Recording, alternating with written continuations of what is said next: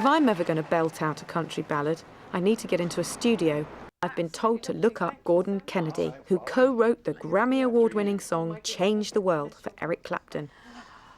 He's also written for many others, including more than a dozen songs for the biggest-selling country artist of all time, Garth Brooks. That's incredible. You know, this is one thing that happens to you as a songwriter after you have a song like Change the World happen in your life. Instead of trying to figure out how to get artists to record your songs, somebody like Bonnie Raitt calls and says, will you guys write us a song? So we wrote for her. We've done a couple of songs for her now. A man with as many hits as Gordon has to be doing something right. Trisha, yeah, from His 7 songs, million like views, all good kind enough songs, to sell come from the heart, 3 and I'm more dying million. to see how he does it. I want you to meet a friend of mine, a songwriter buddy of mine. This is Ben Cooper. Hello, Ben Cooper. Hi. Nice to meet you. Really nice to meet you. Are you working on something together now then? Well, there is something that we're working on, but we have to stop where we are, and we can show you where we are to date on this particular song if you'd like. I would love that. There's a number of ways that we get started as far as how we approach writing a song. And on this particular day, he came in and he had this little piano riff in his head. So he sits down and he starts playing this for me.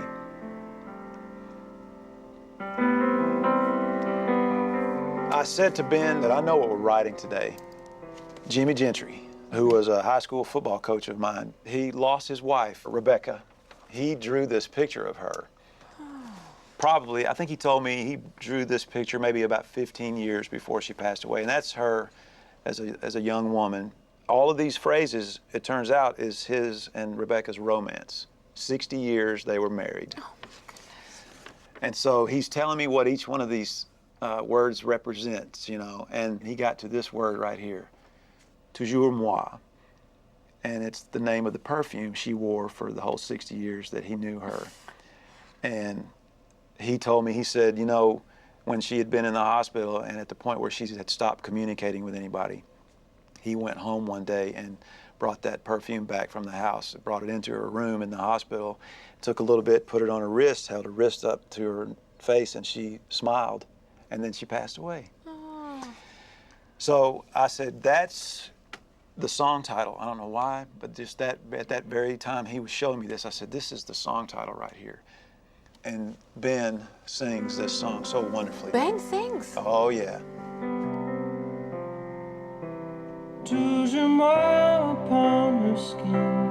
In my heart I've always been in love with her ever since I can remember. From whence I saw her to this day, she still takes my breath away. Toujours moi, always her forever. Gordon knows a good story, working with the classic country themes of longing, losing, loving and leaving. He manages to tell it simply and truthfully.